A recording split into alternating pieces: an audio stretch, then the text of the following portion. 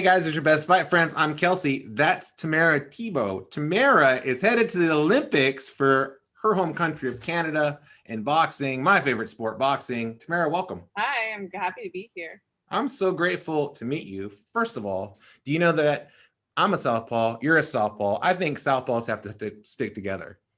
Yeah, I agree. There are not many of us out there, so especially Yeah, and for people that don't know, tell them like whenever you go to a boxing gym and they're teaching you boxing, you have to take everything they say and like unless you're at a special gym that only teaches southpaws, you have to turn everything around in your own mind. yeah, that's pretty much true. But I come from a I was lucky enough. There was a couple southpaws in my gym growing up, so it wasn't too bad. Now that's awesome. I love your story. I love your story because I've often found in my own life that life is kind of happens to me. It unfolds in unpredictable ways, right? And so you being going to the Olympics, I know that you made that decision. You were like, I want to go to the Olympics. The first time you saw it, which was 2012, women in the Olympics, you were like, I want to do this. And now you're about to do it.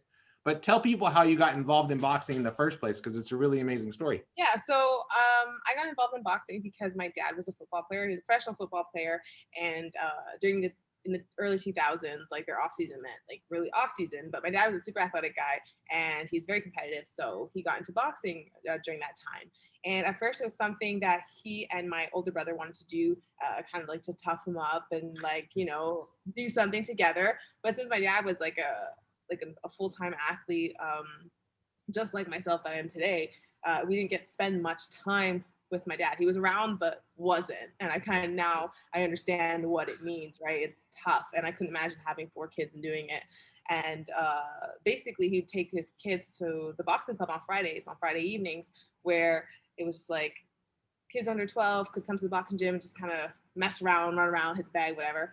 And I was 9 at the time. And I remember standing in my boxing stance and one of the coaches, like, he's like, shove me over. It's kind of one of the things that they do in boxing gyms to see if you're like, grounded. He's like, oh, okay. He's like, you're going to be strong just like your dad. And he's like, you're a southpaw just like your dad. Because my dad's a southpaw too. It's not something that I say a lot, but he is southpaw. And I was like, oh, okay, yeah. I was like, I want to be like I want to do something like my dad. Like my dad was my biggest source of inspiration. He was just like, for me, he was superhuman growing up, right? Because he was so fast on the field and he was strong. And it's just like the image I had of my dad. And I was like, I could do that too.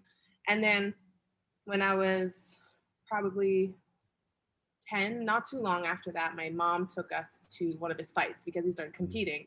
And I remember that he just like knocked this guy out cold, like just fell like a tree, like he did stiff leg and just boop.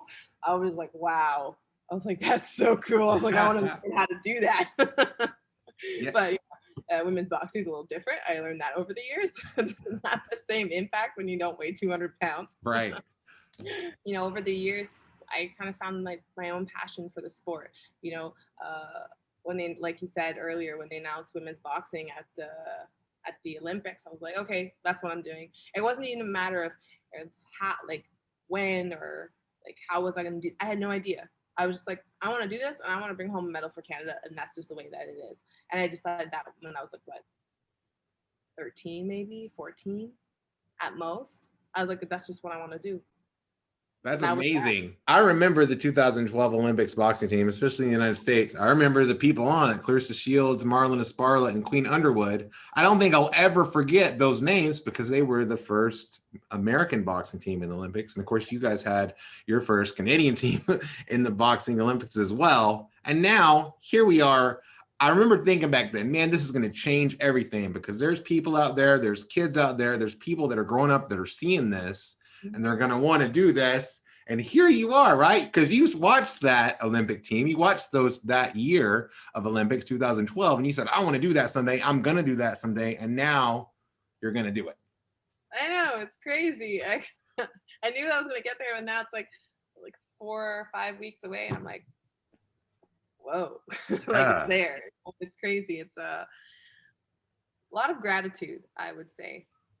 How did you get there? I love what you have Tam's Corner, which is your website. We'll leave a link in your show notes. It has a lot of great stuff. I love the things that you say there, the positive outlook that you have, but also how you focus on the present moment and stuff like that, right? You might have said like, oh, I'm going to get to the Olympics someday, but you don't just say that and get there. You say that and then live life to get there. So talk about that. Exactly. And I think it's really important to take a moment out of your day and just kind of look where you are. Like I do it now like a lot of the times of the day. If I'm like riding my bike to the gym, I'll just stop and look at the scenery like, you know what? This is really cool. I'm riding my bike, I'm going to the gym, and I look at the Olympic stadium and I'm like, okay, like this feels right. You know what I mean? And it's about like, yes, of course I want to go to the Olympics, I want a medal. Like who doesn't? You know, I want that gold medal like around my neck. I do. But I have to remember, and I think it's important for people to remember that it's a process, right? There's little things that you do every day that make the difference. And for me, like it's been, and for me, not just for me, for everybody, you know, it's hard. It's a hard road to get there, and everybody's path is different. And you just gotta stay focused on your journey and your path and just trust the process.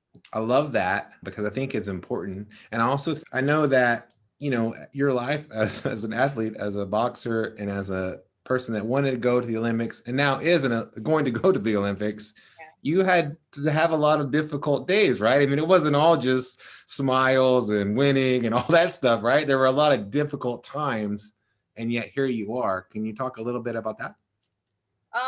I mean, my life has been pretty rock and roll. My parents were two very ambitious people, so there was a lot of kind of getting up and going other places. We've traveled across Canada like so many times, like just back and forth and back and forth. My parents are originally from Quebec, which is the French Canadian part, and I grew up in Saskatchewan, and I started boxing in Saskatchewan, and then I had to pick up everything and then come box here. That ended up being a great thing because boxing is much stronger here. I've been in university since 2016, which is a really long time for somebody who's not done their bachelor's. And it's just been so crazy. Like, you know, you have to balance everything out. Like it goes in my household, it's family, school, boxing. And to balance those things out is like really hard. And you got to think that also your mental health is super important because being absorbed in like just one thing all the time can be like unhealthy, you know what I mean? And it's important to let go and like find different interests. And I struggle with that balance. And I think that anybody who does so many things and who is in the top at anything that they do, that's finding that balance is the biggest struggle of all. I love that. I love that you were already onto that. You're 24 years old. I'm 42. It took me probably 16 years longer to figure that out, right? So you're on your way to doing amazing things. You're already doing amazing things. You were a bronze medalist at the 2019 World Championship Games and the silver at Pan American Games, right? And now you're one of your country's best hopes to medal, is what I read. Yeah, What's that like? I'm not gonna lie. Like when I think about it, I'm like, okay, that's cool. But then I leave the thinking to that. You know what I mean? Like because it could build up a lot of pressure. And you know what? If there's one thing that COVID taught me, is that I love boxing. Like I love doing it. Like I think that, you know, like it's easy to get wrapped up. People expect me to medal, so I'm gonna medal. But you know what? Like I just love being in the ring. Like when I'm hitting the bag or when I'm doing my sparring and stuff, it's just I don't know, I just feel alive, and I just like, okay, this is what I love about it. The medals are great, like they're great, but the experiences with my teammates and everything else that comes with it is just the whole package for me. Well, you're a really good fighter. I've watched some of your fights. I even watched one from 2017 and then one from 2019. And as good as you looked in 2017, in 2019, you looked amazing, right? It's so amazing to see how people progress. And I was like, man, that's a mean left hand. She really knows how to fight. That's an exciting thing. I'm really excited to see in the Olympics. I might be committing treason now by rooting for you, right? Because I'm an American. What's up? We keep that between us. I don't know if that's how it works. Now, what's interesting, a very interesting storyline, which I'm sure you're eager to talk about, is you're also one of the few Olympians. You're fueled by plants, right? You're a vegan. You have a very healthy lifestyle, but it's also something that's really important to you. So talk a little bit about why you've chosen that lifestyle and how it affects your training and stuff like that. So technically, I'm a vegetarian. Okay. I'm not. Teach me. Okay, yeah. So it get a little complicated. Even sometimes me, I'm just like, this is pescatarian, this is vegan, this is vegetarian, this is that. I'm like, I eat veggies. Yeah. Nothing is as confusing as when your vegetarian friend orders fish and you're like, what? Now it's changed. It's like a pescatarian. Okay. It gets a little weird. Yeah, basically at 18, I wanted to become like I wanted to try like being a vegetarian. And at the time, I lived with my parents. My dad, not my parents, but my dad is a big steak eater, and Yeah. like we're a big family, and there was nobody preparing 2 meals. You know what I mean? And it's total flop. But then in 2018, after the Commonwealth Games, I was just like, I want to do this. Like, I've been since I've been a very, very, very little girl. I've been super cautious about like the world that I live in my environment, and I've always wanted to do something to kind of leave the planet a better place. I didn't want to come here and contribute and just kind of just make it worse, right? Yeah. And I felt like if I could do that through like just the way that I eat and the way that I could like make my carbon footprint just a little bit less, Yeah. then it was a win, right? And so that's why I decided to transition to mostly plant-based. Like I do, and that's why like Shop Vejii and I are like partnered together, because boxing isn't always a very luxurious sport. So you don't have the luxury of choosing exactly what you want to eat when you travel places. Right. And I was aware of that. And I still have to kind of like bring my suitcase full of food with me on tournaments because it could get very difficult. Yeah, basically it was just because of my carbon footprint, and also because all the antibiotics and the steroids and Yeah. the farming and all the pollution that it does. And it allowed me to be more creative with my food. For me, that was like also a really huge win that I did not anticipate. Was like I had like tons of veggies. I learned about like so many different varieties of food. Okay, what does this have? This minerals and vitamins and things that I didn't know before, and that have actually helped me in the long run. Like my blood tests come back great, and like I'm super healthy, and like I perform well. I mean, if you can see it, I perform well, and I feel better, and I don't know, I like it. There's a famous boxer named Bernard Hopkins who did that in his career. He's one of the best middleweight champions of all time, right? He also did that in his career. He was plant-based at the end of his career, always in incredible shape. Do you feel stronger now that you eat food like that, or how does that work? Because in my limited amount of experience, if Kelsey just eats vegetables, he's hungry. Oh, of course. And like, listen, I didn't just go in this like my eyes closed. I'm like, I'm gonna do this, whatever. I was followed by a nutritionist. We had a structured way of doing this, because okay, so I'm gonna do that. It wasn't even like I want to do this. Like, I'm gonna do this. How are we gonna do this?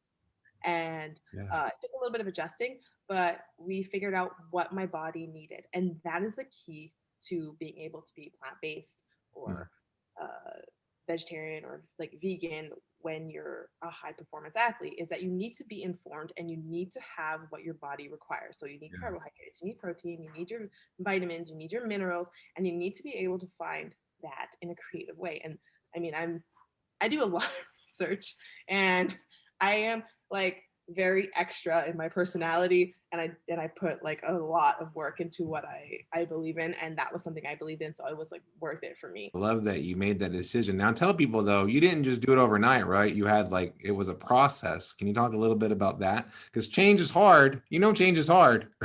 Yeah, change is very, very difficult, and honestly, it was something that was so natural to me. I think I'm just very stubborn, but I did like slowly start cutting meat out. I started cutting like I I haven't eaten pork in I don't know how many years. Even before that, like I cut like there was no pork. I cut red meat out, and then I cut like chicken out, and then and then I opened my fridge one day, and I was like, I don't need it, and that was it. What? Here's my counterpoint though. What about bacon? There's vegan bacon. There's all All right, kinds but of does it different. taste like bacon? I mean, I was a vegetarian for a few years, but I was a very unhealthy one because you can still eat nachos. So I admire people that take the path that you're taking and take it very seriously, because I know how hard it is, especially somebody like you who's an elite athlete. It wasn't all easy, because at first I was like, okay, I'll eat like meat once a year, which is at Easter with my family. And I mean, the first thing I had was bacon, and I got sick. Okay. I think it's because I ate too much. Yeah. It's terrible for you. Yeah, and then it was like I did it, and I was like, you know what? I feel better without meat. So just like confirmed that I didn't want it. That's great. So I was like, so it's not like it was just like, oh yeah, that's it, done. It was like, And then I was like, you know what? I'm good. And for people that might be interested in that kind of lifestyle, just to confirm, when you fight, you feel just as strong or stronger than you did when you ate meat, right? Yeah, check out these guns. Yeah, shoot, you're out there. I've seen your left hand too. That's pretty straight, pretty It's fast. it's like a slingshot. It just comes from so far because I'm so long. Like Tommy Hearns, though. That's what I was thinking about. Reverse Tommy Hearns. He wasn't a southpaw. As a Canadian Olympian, especially a boxer, do you guys have a hotline right to direct Lennox Lewis, or how does that work? You know what? That's funny because I boxed in front of Lennox Lewis one time, Oh, but I think he left before my fight. come on, Lennox. He doesn't know who I am. So I mean, Well, it's cool. You know what I mean? Like it would have been cool. You know what I mean? Like, oh, good fight. But he's gonna know who you are now when you're representing Canada in the Olympics, right? yeah, no, everybody gonna know who I am when I bring a medal home. Dude, I saw a list of Canadian boxers. It was on LinkedIn. I was reading it. It was about the top women's boxers, and you were on it, like of all time. So that's awesome. Congrats. Thanks. I didn't even know there was a list. Yeah, I mean, it's amazing. You're doing big things, and I really definitely feel like I know trust me, I have a long history of this. You're gonna do great things. You're on your way to doing really, really big things, and I'm really, really excited for you. Just so people know, also, you're 6 feet tall. That's amazing. Oh, yeah. To be a middleweight, I mean, I'm saying anybody. I'm 6 feet. I'm just over 6 feet, and I am not anywhere close to being 160. Yeah, I get that a lot. I am like very, very tall, but I'm not very I'm very like lengthy. Like when you see me, I'm not the biggest. I'm not the biggest girl. Like I don't have the widest shoulder, but I can fight. Yeah, that's a blessing in boxing. I think I've seen you fight, and I think it's awesome. Shopveggie.com that's where people can go and they can. What do you have there? What's basically shopveggie.com is a plant-based platform where you can order all your vegan goods in just one stop. It is still like plant-based is still kind of a very small niche, but their goal is to make veganism accessible for everybody, right? And so that's where we kind of that's why we partnered up, because I know how hard it can be to like get your specific things, and you have to go to like 3 or 4 different stores, and it just becomes a hassle. And just I can just like go on my computer and just like, I want this, I want that, and it's just there, and there's no headache. Yeah. And I can just get everything that I need just from this one place, and it just feels so good. You're going to the Olympics, the 2020 Olympics, just 1 year late. What was that like? It was like it was weird. It was so weird, because even like the fact that when you're like attain your dream, like you're like, oh wow, it's happening, and then it's like, okay, no, it's not, and you're like, okay, and then it's like, okay, no, it's happening, and it just like feels surreal, and then it's always like, okay, it's happening, it's not happening, it's happening, and then you're like, okay, what do I do? And it's just like, I knew it. Like when we were talking, we had a team meeting and stuff. We're like, okay, you guys have to be able to adjust and pivot and just like short notice. And I was like, I'm ready for this adventure or whatever it is. Like, let's do this. And then like now we're here, and it's just like, it feels incredible. Just the fact that, it's a big thing going to the Olympics, and I'm really happy that I'm here. But it's not the end of the journey. That was not the ultimate goal. Right. The ultimate goal is that podium, but it's just, fight by fight, like moment by moment, and like we'll get there.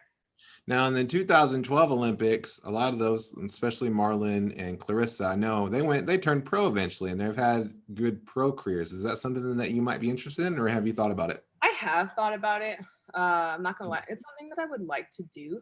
Like, I think it's really cool. Like I like the pro game, and I think it's really cool. I do wish, and I do hope that women's boxing gets more visibility. And I think it's like when the more, and the level just has to go up, right? But that's what Olympic boxing brought to the pro ranks, right? Of course, it's Shields, you have Marlon, you have like all these women like Katie Taylor, who are just kind of bringing that level up, and that's exactly what it needs. So I'm gonna sit it out on the Olympic turf for a little bit, and then I'll shoot my shot, like, because I think it's really cool. And my coach, he's a Brazilian / Cuban, he's been everywhere, and he told me, he said, I have Olympic champions, I have world medalists, I have world champions. Like, I want a professional world champion. I was like, all right, let's do it. Oh, that's exciting. I'm so excited about that and grateful to hear about it. Now, I only got one more question for you, and it's this, Tammara. Now I've got in my own head about it. I'm sorry. You claim to be the least athletic of the 6 people in your family, and yet you're going to the Olympics. And nobody. What happens when you medal? You're going to still claim you're the least athletic? I am the most athletic now. Okay. You were. Oh, my parents have already, like, they were so embarrassed. Like, when you're 4 years old, everybody goes to soccer, right? And I was on the soccer field playing in the grass, looking at the butterflies, and just like not doing it. Like, I was awful. And my parents were always like, they even like were asked, who does this kid belong to? My parents were like, not ours. They just totally denied I was their kid. Like, I was not athletic. I found boxing and I found basketball. I love basketball too. I played basketball till college. Those are the 2 things that I could say, like, you know what? I could do that. Like, I could pick up a basketball and be like, let's go. But I look at a soccer ball and I get anxious. I'm like, oh my God. Well, I'm excited for you. Can't wait to see you medal. I'm definitely going to be rooting for you despite, sorry, USA. You know, I'm going to wear my Canada flag that night. I'm so excited. It's like 34 days away or something like that. It's really soon. Thank you so much for being here. We appreciate it.